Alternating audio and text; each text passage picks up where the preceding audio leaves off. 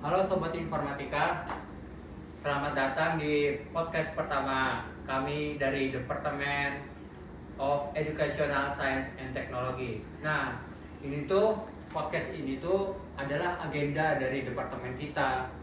Jadi, ya acaranya itu kayak bawaannya santai gitu, terus ya nggak terlalu kaku gitu. Nah, ini tuh ya dari agenda kita ini itu bernama Infortalk. Jadi Infortalk itu podcast yang akan membagikan ya seputar perkuliahan atau cara untuk mengembangkan diri gitu. Nah, nanti kedepannya dari podcast ini kami akan mengundang narasumber yang keren, yang top ya, yang kece lah gitu.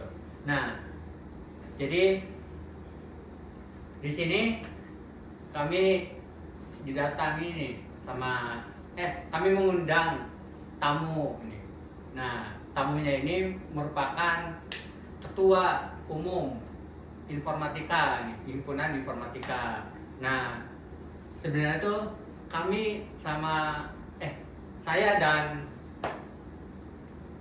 partner saya itu teman gitu, teman akrab. Jadi ya mungkin bawaannya kita bercanda-bercanda gitu ya. Santai ya. Ya santai aja lah gitu.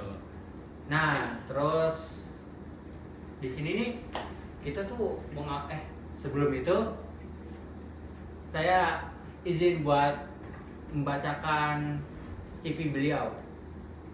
Siap. Gak apa-apa kan dipanggil beliau? Boleh. Oke. Aman aja. Nah, beliau tuh bernama Andika Muhammad Surya. Nah, jadi profil beliau merupakan lulusan SMA Muhammadiyah Kedaung Cirebon.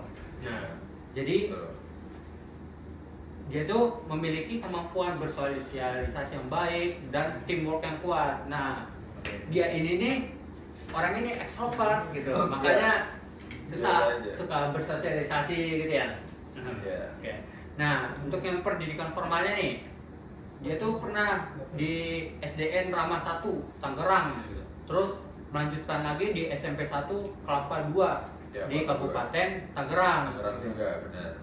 Nah, terus lanjut lagi di SMA PGRI 109 Tangerang, tapi pindah ke SMA Muhammadiyah Kedaung Cirebon. Pindah ke Cirebon benar. Nah, oke. Terus, beliau juga aktif mengikuti pendidikannya non formal nih.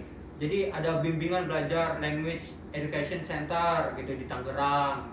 Terus bimbel privat rumah Inggris Cirebon tahun 2023. Terus di Taman Pendidikan Al-Quran TPA lah. Ya, pas kecil itu. Oh, itu pas kecil. Oh, gitu. Jadi masuk kecil. Nah, terus selain itu beliau juga aktif nih dalam organisasi gitu. Nah, beliau tuh pernah menjabat jadi sekretaris umum pimpinan ranting Ikatan Pelajar Muhammadiyah IPM Cirebon gitu. Nah, terus beliau juga pernah jadi ketua giat lapangan Hizbul Watan HW Cirebon. Terus pernah juga menjadi ketua Dewan Kemakmuran Masjid SMAM DKM SMAM gitu. Iya. Terus pernah juga jadi anggota pas Mapala 2022. Terus pernah juga jadi panitia ketua pelaksana Pekan Olahraga Antar Kelas atau PORAK SMAM. Terus pernah juga panitia ketua pelaksana MPLS Hizbul Watan tahun 2023. Terus pernah juga jadi panitia ketua pelaksana Kemah Bakti Pandu Hizbul Watan. Nah, terus pernah juga jadi pelatihan public speaking di Aston 2023. Terus pernah juga jadi kaderisasi Badan Pengawas Pemilu atau Bawaslu tahun 2023. Terus pernah menjadi panitia pelatihan dai pelajar Muhammadiyah 1 Akbar. Terus yang terakhir jadi tim presenter promosi SMAM. Wah, beliau itu sangat aktif sekali ya dalam organisasi iseng gitu. Iseng. Oh, itu iseng. Hizbul Waton, tau gak Hizbul Waton? Apa tuh? Pernah tahu nggak? Itu tuh kalau di Muhammadiyah tuh beda sama yang negeri. Kalau Hizbul Waton tuh pramukanya di negeri. Oh, sama aja kayak pramuka, makanya ada kemah bakti kayak gitu-gitu. Benar. Berarti Berarti Wisbluwaton itu pramukanya di negeri. Iya, gitu. betul. Oke. Nah, itu kan Muhammadiyah ya. Itu. Oke. Mas. Jadi ya begitu CV dari teman saya ini. Nah, terus di sini nih kita mau ngapain sih? Nah, di sini kita itu pengen ngomongin gitu. Tapi sebelum itu tuh kalian tuh pernah nggak sih ngalamin kayak waktu dosen tiba-tiba minta atau kayak tiba-tiba pikiran tuh jadi langsung kosong gitu, terus dan tuh berdebar kencang, terus tangan berkeringat dingin gitu tuh. Itu pernah nggak sih kalian gitu? Nah, kalau pernah, kalian tepat gitu. Nah, kenapa? Karena di podcast perdana kami ini, saya dan teman saya ini akan membahas secara lengkap gitu, mengenai strategi mengelola grogi dan meningkatkan rasa percaya diri yang bisa membantu kita semua menjadi lebih percaya diri dan menghadapi berbagai situasi. Nah, gitu ya? Ya, betul. Oke. Jadi nah, sebelum kita mulai, jadi ada fakta nih dan statistik. Kenapa sih? Jadi 70 sampai 75% populasi umum mengalami kecemasan berbicara di depan umum atau glossophobia. Itu disebutnya glossophobia tuh. Nah, itu menjadikannya salah satu fobia teratas menurut National Institute of Mental Health gitu. Nah, terus sekitar 51% mahasiswa itu melaporkan mengalami kecemasan tingkat tinggi saat presentasi akademik. Itu menurut dari Journal of Future and Higher Educational 2022.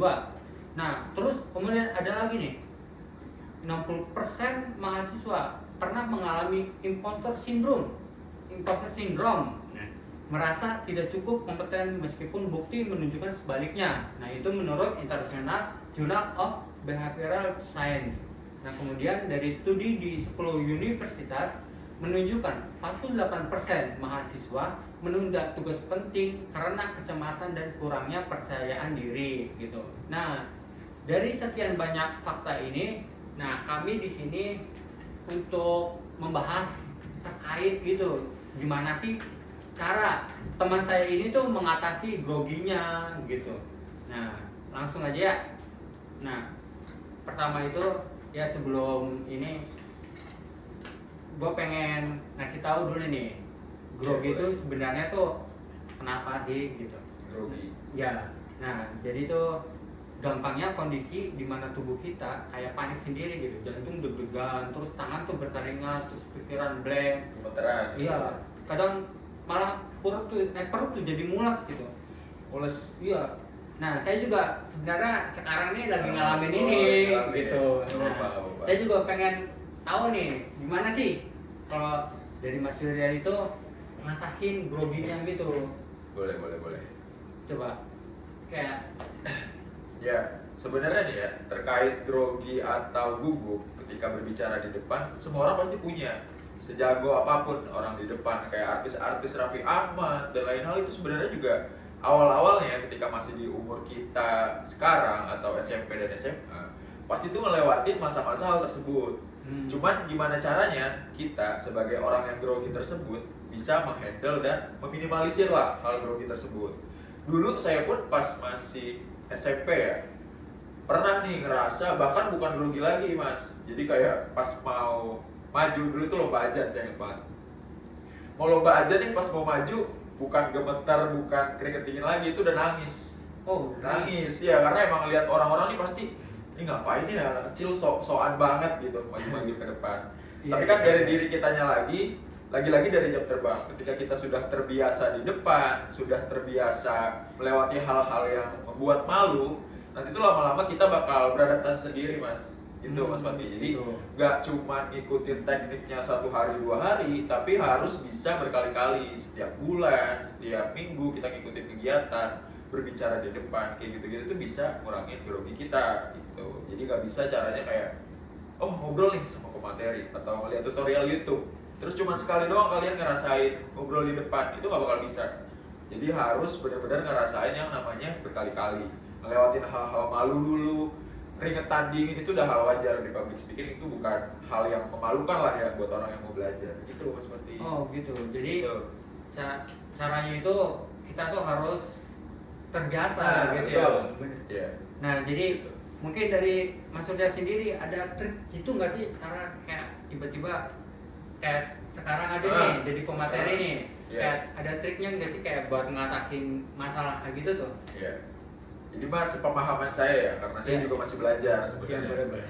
Kalau misalkan ngatasin, sebenarnya kalau awal nih kita grogi. Oke lah, misalkan udah lama kita berpublic speaking, tetap nih grogi terus kayak, aduh mau ngomong apa, tiba-tiba bingung kan di tengah-tengah perjalanan nggak bisa ngomong, bingung apa yang mau diomongin. Biasanya itu ada trik atau tips ya. Di awal nih kalian harus yang namanya menguasai materi yang ingin disampaikan. Jangan sampai kalian, oke lah sosokan ingin menjadi pembicara di depan, tapi kalian nggak tahu apa yang mau dibicarain. Kosong gitu otak kalian. Nanti yang disampaikan cuman karangan belaka aja, yang penting omongannya lancar, ya udah tersampaikan. Justru seperti itu harus dihindari mas. Nah mungkin kalau tipsnya, saya nih ya, rahasia dari saya sendiri, dulu pas masih grogi banget tuh, sebelum kalian naik ke panggung, sebelum kalian berbicara di depan orang, itu tuh memakan atau meminum yang manis-manis. Oh, Biasanya tuh kalau saya ngebutin permen. Jadi sebelum maju nih, kan biasanya nunggu dipanggil ya namanya. Misalkan Andika Muhammad Surya, sebelum nama saya disebut nih, saya udah ngebutin permen dulu. Jadi sambil nunggu kan biasanya gemeteran ya, ngebutin permen. Karena ada secara biologis tuh kalau misalkan mengkonsumsi makanan yang manis atau minuman yang manis itu bisa menurunkan rasa grogi. Seperti itu mas. oh Gitu, itu trik utamanya. Oke. Gitu, Nah, Mas. oke. Lanjut nih. Jadi kan ya kita juga jadi udah tahu nih kalau misalkan grogi itu ya normal gitu. Iya betul. Dan semua orang juga pernah ngalamin. Nah, jadi nextnya nih kita bakal bicara nih tentang ya kan tadi udah dibilangin secara biologis juga Iya, ada gitu. betul. Nah, sekarang saya akan ngasih tahu nih ya faktor psikologisnya nih. Kenapa sih grogi itu Iya. bisa terjadi gitu. Nah, yang pertama itu ada fear of judgment. Nah, fear of judgment ini sering grogi karena takut dihakimi nih. Jadi orang-orang tuh takut diomongin gitu. Jadi Bener.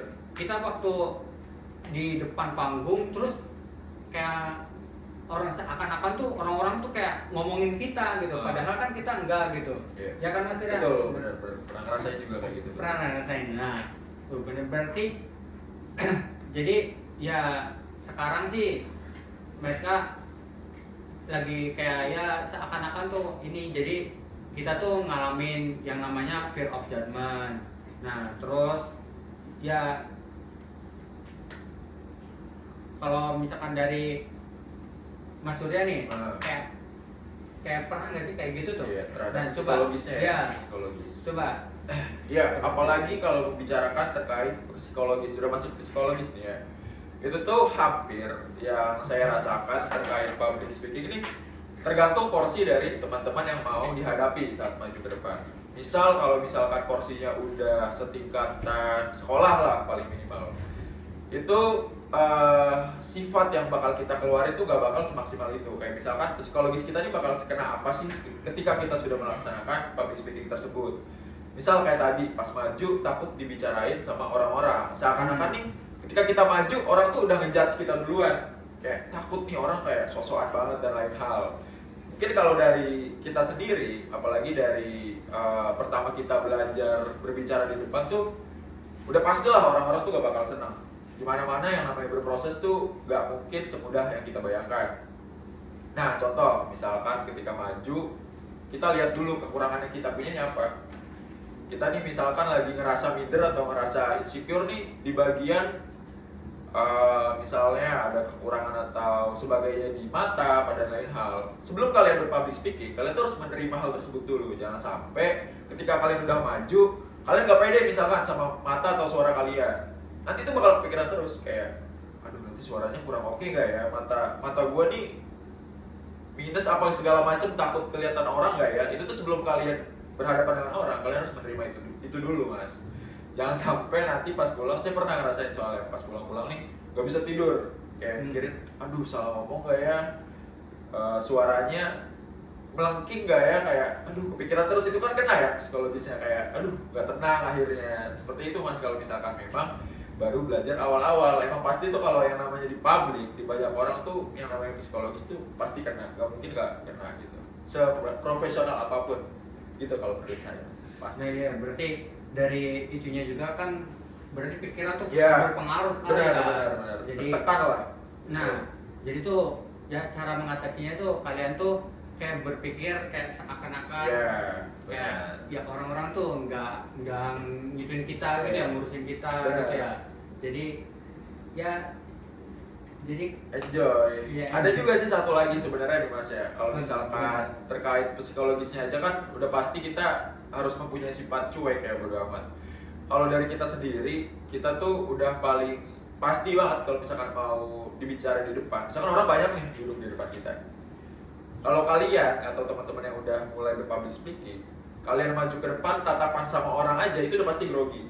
Bingung mau ngomong apa karena dari mata nih orang tuh bisa ngelihat orang ini ngomongin apa yang lagi orang itu pikirin, pasti kita langsung nggak bisa nerima tatapan dari orang tersebut. Makanya ketika maju, kalau kita sendiri ya, kalau kita yang ngerasain, jangan sampai kalian nih ngelihat orang-orang yang lagi menyaksikan kita, ngelihatnya tuh ke rambut, ke jidat, atau ke barang-barang yang mati, bukan makhluk hidup. Jadi ya udah kita leluasa aja gitu. Anggap kita nih lagi bicara di depan patung-patung yang tidak ada gitu. Jadi kan kita bisa up performa kita di depan. Gitu Mas Fatih. Kalau dari saya sendiri ya merasakan seperti itu. tapi kalau dari Mas Surya tuh pasti pernah ngalamin kayak gua nih pengen tampil sempurna harus sempurna gitu iya. tuh. Pernah nggak sih ngalamin kayak gitu? Pernah. Kayak apalagi posisinya tuh lagi high-nya, misalkan maju sebagai ya misal ketua dan lain hal, itu kan nggak mau ya performanya rendah atau segala macam, takut dijudge lagi-lagi. Cuman udah pasti kalau misalkan awal-awal udah beropini kayak aduh pengen tampil oke nih, pengen profesional banget lah kayak orang-orang di luar sana, oke aja nggak masalah, tapi jangan sampai ketika nanti kalian sudah maju ke depan gak sesuai sama ekspektasi yang kalian inginkan, itu nanti kalian bakal kepikirannya minta ampun.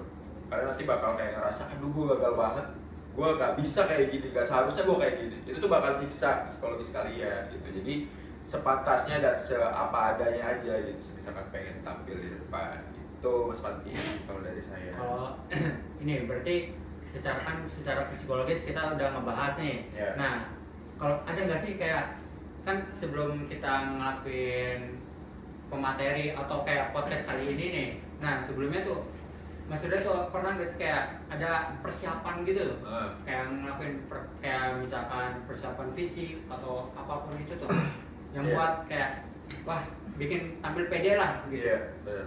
Udah pasti ya kalau misalkan mau berbicara di depan, gak harus pemateri aja ya. Misalkan mau tampil dimanapun, fashionnya nomor satu. Jangan sampai kalian nggak mau diomongin, takut diomongin dan kalian bodo amat. Jangan sampai udah bodo amat, tapi kalian di depan tuh gak perfect penampilannya, pakai baju robang-robek, celana segala macem. Ya oke lah bodo amat, tapi bukan berarti kalian mengundang omongan-omongan orang untuk membicarakan kalian. Udah pasti kan kalau kayak gitu nggak enak loh Mas. Persiapan udah pasti yang paling utama kalau menjadi pemateri, ya materi yang harus disiapkan. Apa yang ingin dibicarakan, apa yang ingin didiskusikan supaya ketika materi dibicarakan itu berjalan sesuai yang kita inginkan gitu. Itu Mas Fatih kalau misalkan Nah, persiapan. tadi kan kita kan udah yang ngomongin kan tentang strategi terus ya tips-tipsnya gitu. Iya.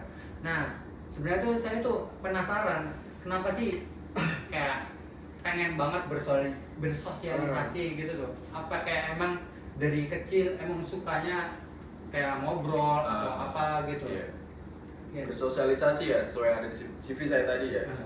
Sebenarnya tuh dari kejadian beberapa hampir setahun. Saya waktu SMP tuh kelas 7 ngerasain yang namanya dibully Mas. Jadi dikucilkan. Jadi jauh dari sosialisasi yang saya belum pernah rasakan pada saat itu. Cuman pada kelas 7 itu saya kayak ngerasa apa cuma saya doang yang dibully?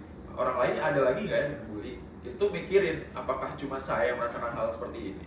Makanya setelah bangkit dari kejadian tersebut, saya ini pengen banget orang-orang yang contohnya ya misalkan kayak introvert dan lain hal yang masih menjauhi sosial itu tuh pengen kita rangkul. Jangan sampai orang-orang tersebut tuh ngerasain kejadian yang saya rasain pada saat kelas 7 itu. Itu Mas. Jadi kayak ya lagi-lagi terkait dari kejadian diri sendiri. Jadi nggak cuma tiba-tiba kepengen bersosialisasi itu enggak. Jadi ada rasa keinginan dari saya sendiri buat bersosialisasi sama orang-orang yang sekiranya masih belum aktif atau belum menemukan dirinya. Itu tuh saya pengen banget ngerangkul orang tersebut. Biar orang tersebut tuh nggak ngerasa kalau dunia ini nih isinya cuma dia doang ya cuman ya biasanya ya orang-orang tuh ngerasa kayak cuman ada film, bisa bersosialisasi di film, maksudnya cuma bisa ngobrol sama video, nggak bisa ngerasain nih lingkungan sekitarnya gitu. Jadi saya pengennya tuh oke lah kita bareng-bareng, namanya manusia apa sih kekurangan dan kelebihannya, kita tuh kan semua sama gitu mas. Iya, berarti itu tadi yang Mas Surya bilang itu tuh sebenarnya masuk nih ke dalam faktor yang bikin orang tuh bisa apa ya, bisa nggak grogi lagi gitu tuh. Itu karena jadi pengalaman traumatis gitu. Iya, betul. Nah, jadi ada juga nih yang grogi nih karena pengalamannya masa lalu, kayak Mas Surya ini kebetulan kan kayak masa lalunya tuh kayak kurang menyenangkan gitu. Jadi dia tuh kayak bertekad gitu ya. Iya, benar. Bertekad buat ngerangkul orang-orang gitu. Ya contohnya aja saya dulu juga orang itu benar-benar tertutup banget gitu. Cuman kalau misalkan pengen diceritain dikit nih. Iya, boleh. Dulu waktu itu saya tuh apa ya, orangnya tuh grogi, sampai sekarang kan masih grogian orangnya, terus juga orangnya tuh pemalu tuh mas. Iya, saya tuh orangnya pemalu. Misalkan pemalunya gimana? Pemalunya kayak misalkan kayak buat ngomong sama orang aja tuh kayak rasanya susah banget gitu. Mulut tuh kayak ketahan gitu, kayak pengennya diem aja gitu. Nah, cuman waktu itu tuh saya tuh pernah ketemu sama orang gitu. Nah, tapi hebatnya nih dari orang ini nih, dia tuh memaksa saya buat ngomong sama orang mas, gitu. Iya. Berarti butuh sosok seseorang. Nah, jadi orang ini nih benar-benar maksa saya tuh buat kayak harus ngelawan rasa takut itu, gitu. Ya, orangnya ada di sini. Oh, ada di sini ya. Iya. Siap. Ngerti. Oke. Jadi saya juga pernah ngalamin gitu.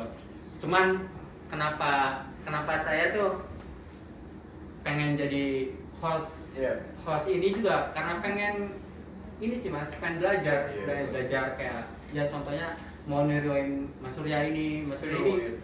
Iya. Enggak kok, saya masih. Ya tapi kan udah sering diundang-undang gitu loh, kayak keren gitu. Saya kayak kagum ya, lumayan kagum lah sama Mas Surya ini. Nah terus selanjutnya nih. Ya boleh. Jadi kalau dari Mas Surya ini biasanya nih kalau ngikutin materi nih, materinya tuh diajaknya sama siapa? Kayak ada yang organisasi atau kayak organisasi himpunan lain atau kayak organisasi eksternal atau gimana? Iya, kalau saya kan waktu aktif awal-awal organisasi itu di SMA ya, SMP, SD itu udah gak pernah aktif, sama lah kayak masih pemula-pemula, kayak gak pernah bersosialisasi sama orang sama sekali, bahkan kayak pulang ya udah pulang aja gitu. Tapi ketika di SMA saya ngerasa jenuh, kayak emang sekolah cuma isinya belajar doang ya, kayak emang gak ada hal lain yang pengen kita dapetin gitu. Cuman ngelihat orang-orang sekitar kita kayak orang sibuk banget sih, bikin apaan sih gitu. Kok saya masih tidur-tiduran aja gitu. Akhirnya kepo, penasaran lah, akhirnya aktif waktu itu ya di IPM. Kalau IPM tuh OSISnya di Muhammadiyah mas. IPM. Iya OSISnya. Jadi awal aktif tuh di situ, dan akhirnya memang di situ juga dapat dipercaya sama pembina-pembina saya. Sering dapat undangan di sana, misalkan kayak melatih HW, terus pemateri-pemateri terkait. Kalau awal-awal mengkader orang kan harus mengasihi materi terkait kepemimpinan dan lain hal. Biasanya itu saya ngisinya materi-materi tersebut. Gitu. Kalau di kampus, saya juga memang masih semesternya belum terlalu tua ya, masih awal-awal juga. Saya belum ngerasain diundang sana sini juga sih kalau di kampus. Gitu. Iya di SMA. Tapi mas, saya tuh penasaran ya. Kalau misalkan nih, Mas Surya kan diundang ya jadi pemateri. Terus kalau misalkan kalau audiensnya itu kayak ibarat kata sedikit lah ya, gitu tuh. Dari Mas Surya tuh gimana sih? Kayak ngerasain apa gitu, atau kayak ya udah lah gitu. Pengen ya udah ngasih materi aja ini, atau justru kayak seneng gitu. Audiensnya sedikit gitu. Kita yang diundang misalnya, terus yang audiensnya sedikit. Kalau saya pribadi ya, lebih baik dari audiensnya itu sedikit, tapi memperhatikan apa yang kita sampaikan, Mas. Jadi kita keluarkan ini dapat ke mereka semua. Dibandingkan orang itu puluhan, cuman cuek sama pemateri yang ada di depan, kayak main HP. Itu sering banget kita ngerasain hal tersebut. Justru malah ngerasa tuh orang-orang kayak mau nggak sih ada kita di sini. mereka tuh nginginin kita nggak sih kalau misalkan kita menjadi pemateri gitu. Lebih baik dikit tapi yang kita sampaikan tuh nyampe ke hati dan otak mereka gitu mas, kalau saya pribadi. Jadi nggak terlalu masalah juga sih kalau dia sedikit mah, enjoy aja gitu. Oh begitu. Gitu mas. Oke. Jadi kan setelah udah diceritain nih panjang lebar tentang sejarahnya Mas Surya biar ngituin public speakingnya gimana gitu, kenapa suka public speaking gitu, dan alasan dia bersosialisasi itu gimana. Nah mungkin dari teman-teman yang ada di sini nih, apa ada yang pengen bertanya gitu, mumpung Boleh. pemateri kita nih keren nih, Boleh. ahli lah dalam bidangnya gitu. Iya boleh. Ada yang bertanya? Coba.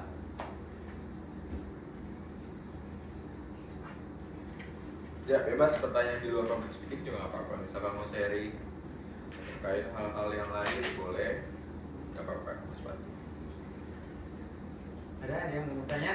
Saya ingin bertanya, Oke, silakan. buat Kak Surya, bagaimana sih cara untuk menjawab pertanyaan yang susah banget gitu saat kita menghadiri kayak acara-acara gitu, misalkan kita jadi pematerinya. Nah itu tuh mungkin kayak pertanyaannya tuh di luar jangkauan pengetahuan kita sendiri. Jadi bagaimana sih Kak Surya supaya ngebuat penanya itu puas juga gitu loh? Ya, makasih ya. Mas namanya siapa mas? Rehan. Oh mas Rehan, oke mas Rehan, siap. Oke. Langsung dijawab aja? Iya, langsung aja Oke, dijawab. boleh. Dijawab. Biasanya tuh emang benar, orang-orang yang nanya nih out of the box banget nanyanya nih. Padahal misalkan contoh materinya atau temanya lagi public speaking, ntar nanyanya tentang permasalahan internal mereka, curhat misalkan tentang cinta-cinta dan lain hal. Itu kan kita nggak tahu ya gimana perjalanan dan lain halnya. Biasanya kalau misalkan yang kita lihat dan rasain sendiri, orang-orang yang menjawab nih antara searching atau melihat ya ChatGPT lah ya zaman sekarang. Cuman menurut kita tuh itu kurang efisien. Lebih baik kita mengikuti ritme yang penanya berikan dengan pengalaman yang sudah kita lakukan gitu. Jadi kan sebelum kita menyanggupi menjadi pemateri, kita juga harus mempunyai pengalaman yang sudah kita lewati gitu. Jangan sampai yang kita bilang awal, oke jadi pemateri, tapi kosong nggak ada isinya. Jadi ya bingung, penanya juga kan nggak tahu mau menjawab atau mau menangkap apa yang kita berikan gitu. Misal contoh ya, waktu itu kita pernah ada yang nanya, misalnya materinya nih tentang IPA, biologis dan lain hal. Kita kan juga misalkan nggak terlalu paham betul, nggak terlalu hatam betul terkait hal tersebut. Cuman kita pernah ngerasain apa ya penanya tanya gitu. Jadi kita nginget-nginget lagi nih memori-memori yang dulu pernah kita alami.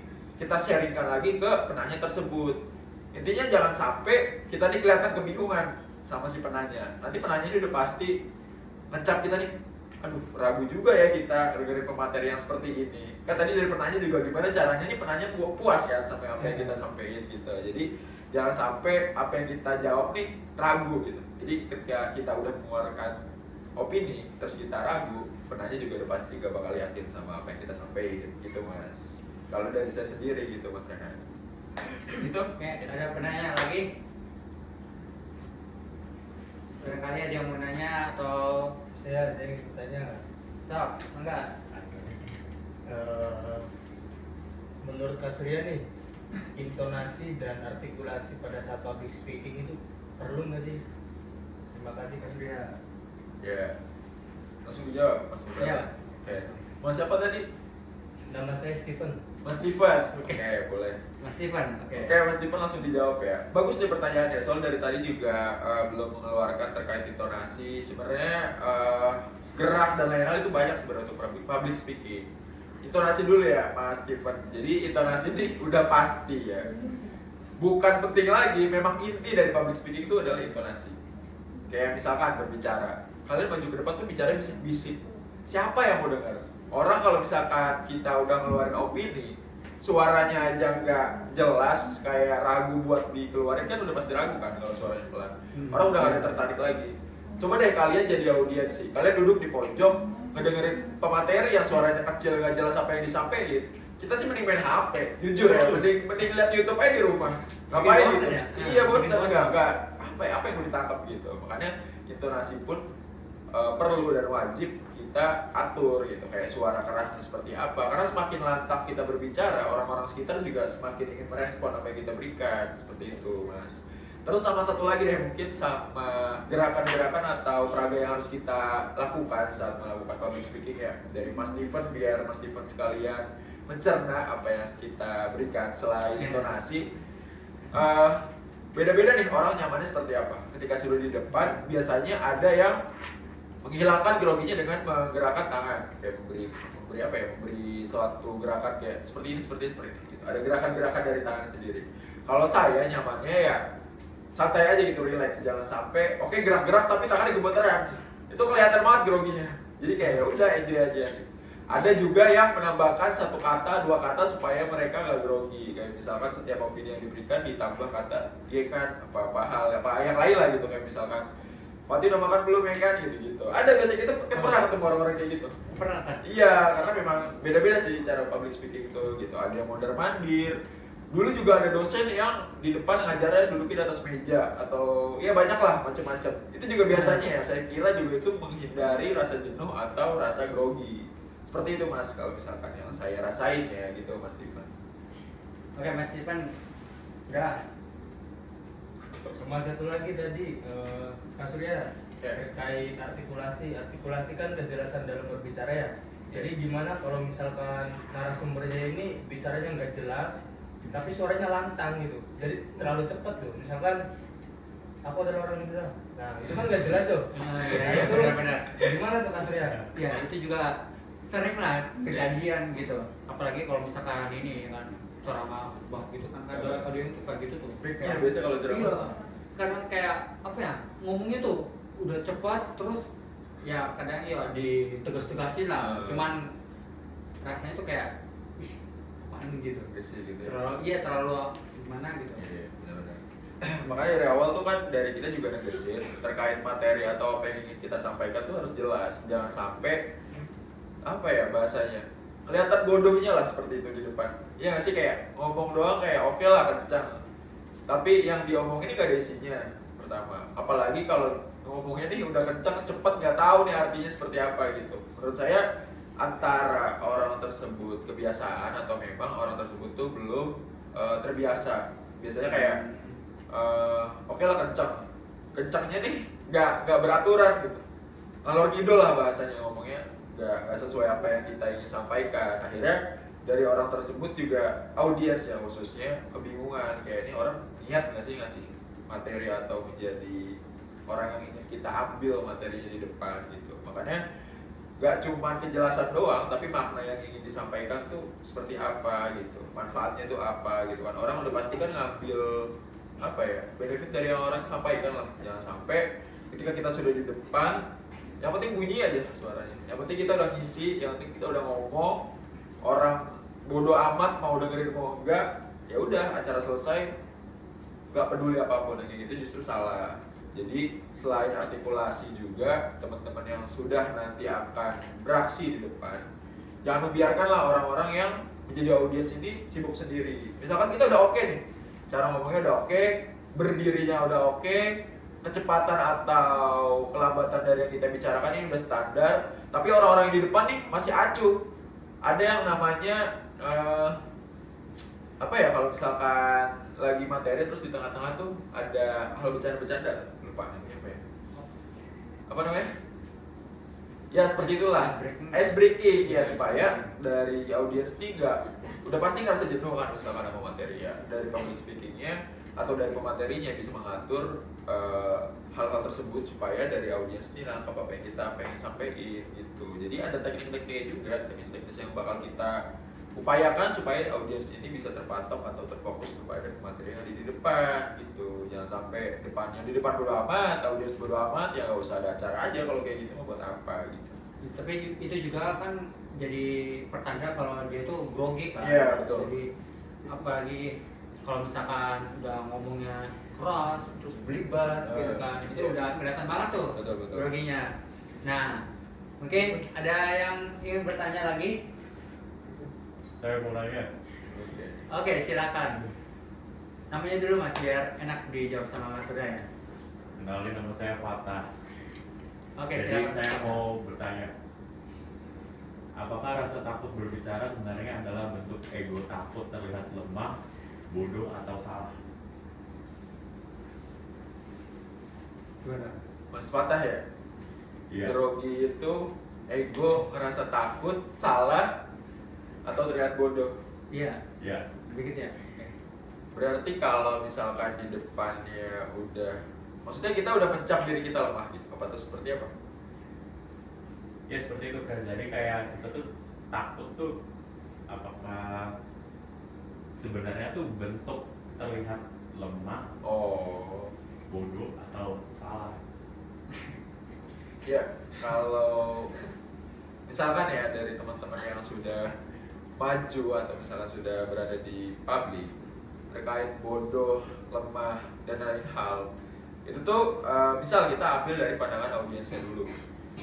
Audiens ini macem-macem, mempunyai namanya manusia ya, satu otak manusia jadi punya pikiran yang beribu-ribu. Benar-benar. Makanya dari awal juga kita tegaskan dari orang-orang yang ada di depan nih, kalian nih grogi nih ambil saja ini proses dari kalian untuk menjadi seorang public speaking yang profesional. Udah pasti ke orang-orang tuh mikirnya kayak ini orang bodoh, ya minta ampun, ini orang udah apa ya, lemah dan gak jelas gitu, ini bodoh amat gitu, kalian gak peduli. Apalagi nanti kalian udah ngelewatin yang namanya, misal nih kita dulu pernah misalkan apa ya namanya, presenter. Tahu nggak yang kayak nawar-nawarin brosur ke sekolah-sekolah SMP, tahu nggak? Tahu. Nah itu udah pasti kalian tuh dijudge sama orang-orang yang umurnya tuh belum apa ya, masih labil lah ya. Kita pernah sampai di tipu kertas brosurnya habis dibagiin nih, terus kita kasih tahu sekolahnya seperti ini, tiba-tiba dilempar. Kalau misalkan orang udah pernah, kalau misalkan orangnya udah mentalnya udah down, mah kayak udah keluar aja. Cuman kan memang sebelum jadi presenter udah dikasih tipsnya juga kan supaya tidak apa ya, tidak ketika dicap bodoh atau cap lemah nih nggak mungkin langsung ngedown gitu aja. Jadi harus nerima hal tersebut dengan lagi-lagi senyuman, karena kan memang kita udah menjadi tokoh publik yang ada di depan kan. Jangan sampai dia marah kita marah, itu kan udah nggak mencerminkan seorang publik yang ada di depan. Seperti itu, kayak banyak kok solusi-solusi yang bisa kita lewati seperti itu, kayak dijudge langsung misalkan ngomongnya ngelantur nih mas, nggak jelas. Misalkan ada orang nih audiens di sini ngomong kayak gitu langsung, kita terima aja, nggak apa-apa. It's okay aja. Lagi juga kita udah berusaha semaksimal mungkin kok gitu. Kita juga nggak bisa memaksakan asumsi orang harus baik dan harus perfect di depan orang. Seperti itu mas. Mungkin kalau misalkan orang-orang mencap lah ya kalau kita grogi itu bodoh. Nah, gimana Mas Fatah? Apakah sudah terjawab? Sudah mas, terima kasih. Oke. Apa lagi? Sudah? Saya mau bertanya, Oh, silakan. Coba namanya Mas. Mas William. Ya. Ya, silakan Mas William. Menurut Kak Surya, gimana sih pandangan Kak Surya tuh terhadap anak-anak introvert yang mau Kak Surya rangkul kan tadi? Terus ada pesan-pesan nggak buat mereka gitu supaya mereka lebih berkembang gitu public speakingnya? Gimana? Silakan dijawab Mas. Ya, Mas William ya, izin menjawab. Orang yang dulu mungkin sampai sekarang juga masih dalam proses perangkulan, banyak orang-orang yang sifatnya itu berbeda-beda. Ketika kita sudah punya niat untuk merangkul, kan orang introvert nih punya alasan beberapa hal ya yang membuat dia nih introvert. Misal dia udah terbiasa menonton film, udah biasa bersosialisasi di rumah hanya dengan keluarganya, biasanya hanya apa ya, di warnet atau di beberapa tempat saja, beda-beda tuh alasannya. Jadi misalkan dari saya dulu ya, dari pandangan saya nih sebenarnya senang orang-orang yang lagi ngobrol, misalkan jangankan di depan publik, misalkan lagi ngobrol sama kita 2 atau 3 orang tuh, orang itu udah belibet ngomongin. Banyak juga yang seperti itu. Jadi tidak bisa diporsikan langsung, harus menjadi seorang publik yang bisa public speaking gitu. Jadi pelan-pelan dulu nih, kayak kita pelan-pelan misalkan diskusi terkait kerja kelompok. Kerja kelompok kan misalkan 4 orang, dia kan harus menghadapi 3 audiens di kelompok tersebut. Itu kan hal kecil, tidak harus menghadiri acara berbicara di depan, di kelas atau di kelompok pun itu udah termasuk latihan dalam berpublic speaking. Cuman mungkin saya ya rada kecewanya tuh ada beberapa tipikal orang yang introvert ketika ingin dirangkul dari diri mereka aja tuh gak mau kalau misalkan dia ini pengen berkembang. Jadi kayak udahlah, kita udah males ngomong, kita ngomong gue udah ribet gitu. Jadi gak ada kemauannya tuh. Jadi buat apa gitu loh kita rangkul kalau orangnya aja tuh gak mau berkembang gitu. Tujuan kita merangkul kan biar orang dari yang introvert ini bisa ngerasain atau ngelewatin yang namanya beberapa orang banyak. Karena kan nggak bisa kita pungkiri juga ya, yang namanya kehidupan ketika nanti kita dewasa, kita bakal ketemu orang-orang yang beribu-ribu sifat, bermacam-macam keadaan. Jadi ya harus dan wajib sih kalau menurut kita buat bisa berpublic speaking, ya minimal bisa berbicara secara lancar lah ya gitu. Terus juga kita sebagai perangkul nih nggak boleh ngejudge yang namanya orang-orang yang tidak bisa berpublic speaking. Misal contoh, orang salah dikit, satu angka aja tuh diketawain. Oke, menurut kita itu bercandaan. Tapi menurut orang yang introvert itu adalah masalah besar. Kalian nggak tahu ketika diketawain terus dia pulang kepikirannya kayak apa. Aduh, apa kita lemah banget ya, kita bodoh banget ya, kita nggak bakal tahu orang tersebut melewati hal tersebut. Makanya ketika kita bertemu orang-orang tersebut, jangan anggap orang tersebut tuh remeh. Kadang tuh kayak ya udahlah dia nggak bisa. Jadinya orang itu tuh udah ngerasa nggak bisa duluan. Jadi ya hargai dari hal-hal kecil dulu, dari orang yang misalkan ingin belajar sesuatu ya, dari hal-hal yang kecil kita bisa lihat orang ini bakal punya kemampuan lebih besar dari kita gitu. Dari kitanya juga jangan menggurui lah bahasanya. Seperti itu mungkin ya kalau misalkan dari kita sendiri ingin merangkul orang-orang tersebut. Iya, soalnya banyak juga sih orang yang kayak gitu, kayak pengen berkembang cuman karena takut juga gitu. Jadi ya mungkin kayak orang-orang kayak Mas Surya ini tuh kayak benar-benar ya diperluin gitu. Jadi kayak buat merangkul orang-orang yang kayak kurang apa ya? Istilahnya kurang Bersosialisasi. ya bersosialisasi. Iya, bersosialisasi. Oke, coba pertanyaan terakhir dari siapa? Perkenalkan, nama saya Tika Putri Agustin. Ingin bertanya, Ya, sebelumnya tadi kan sudah dibacakan ya Civika Surya yang banyak berpengalaman tentang organisasi. Maaf ya, ini di luar konteks public speaking. Iya. Nah, gimana kalau misalkan saya ingin ikut organisasi tapi takut nggak diterima sama orang-orang baru tuh? Terus buat kenal sama orang baru aja tuh susah, apalagi buat beradaptasi sama orang banyak itu gimana ya caranya? Itu kan tadi kan dijelasinnya kan dari Kak Surya sendiri yang merangkul kan. Iya. Nah, gimana caranya buat diri kita yang bisa berbaur gitu? Oke, silakan Mas Surya jawab. Ya dari Kak Andika ya tadi. Udah pasti kan tadi terkait organisasi ya. Yang namanya organisasi kan udah pasti kita harus melakukan hal sosialisasi, bersosialisasi, berkomunikasi dengan orang banyak. Sama kok dari kita sendiri juga pas awal benar-benar kecemplung di organisasi, udah pasti nih kayak awal kan pasti ngadirin yang namanya acara tuh entah kaderisasi ya, pasti ketemu orang banyak nih, duduk di sebelahnya aja ngerasa kayak takutnya ini orang aneh gak ya, ini orang bisa jadi teman baik kita nggak ya? Pasti ada kok rasa-rasa takut kayak gitu. Itu tuh hal yang normal. Tapi hal-hal tersebut tuh bukan yang dijadikan tekanan gitu buat diri kita. Soalnya ada teman kita beberapa yang udah mendaftarkan diri, ketika baru sampai di wawancara tahap pendaftaran itu udah minder dan keluar nggak jadi. Karena dijadikan beban pikiran. Kayak ngelihat lingkungannya ini lebih dari dia. Dia tuh udah kayak udah lah ya, nggak perlu kayaknya kita join ke organisasi ini, kita keluar aja. Itu tuh udah banyak orang-orang yang ngelakuin, yang ngerasa seperti itu. Cuman kalau dari kita sendiri, tipsnya dari awal kita merasa minder dan akhirnya kita bisa merangkul, itu tuh yang udah pasti kita nggak bisa hal-hal tersebut tuh dimasukkan ke dalam hati. Misal kayak tadi lah, takut nggak diterima di lingkungan banyak. Itu tuh sifat yang wajar, pemikiran yang wajar, tapi tidak bisa dijadikan beban pikiran. Oke, kita pada hari itu berpikir seperti itu. Ketika kita sudah pulang, kita harus bisa menguasai materi yang akan diberikan oleh misalkan pada acara tersebut kepemimpinan. Kita harus bisa menguasai materi tersebut supaya kita bisa memantaskan diri di lingkungan tersebut. Jangan cuma kayak oke, kita ngerasa nggak pantas ya udah, kita nggak bisa ada di organisasi itu ya udah gitu. Jadi kayak mental kita tuh ikut organisasi tuh harus dibanting seperti apa gitu. Jangan cuma join organisasi buat apa sih gitu tujuannya gitu. Terus juga dari teman-temannya sendiri, lingkungan kan nggak semuanya merangkul ya. Ada yang menjatuhkan, ada yang pengen orang ini nggak bisa berkembang di organisasi tersebut. Banyak mas, nggak cuman menjatuhkan, bahkan kayak yang nggak senang beneran tuh ada. Nah, tapi gimana caranya kita sebagai orang yang ingin bersosialisasi, yang pengen join terhadap organisasi tersebut tuh memanage atau meminimalisir rasa takut tersebut. Yang awal ya udah pasti kalian ini tujuannya masuk organisasi untuk apa? Tujuan kalian di diri kalian menjadi apa di organisasi itu. Soalnya ketika kalian sudah semangat dan sudah tahu hati kalian ini pengen kemana ketika join organisasi tersebut, kalian ini udah pasti bisalah meminimalisir hal-hal yang bakal dilontarkan sama orang-orang tersebut gitu.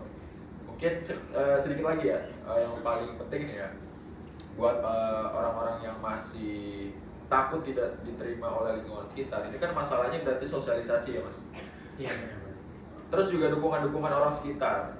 Ketika kita hadir di forum organisasi tersebut, ketika kita merasa tertekan, kita akan cerita ke siapa sih pas pergi dari forum tersebut. Misal, contoh kecil ya, misalkan ke pasangan, ke keluarga, ke teman dekat yang udah kita akrab dari awal.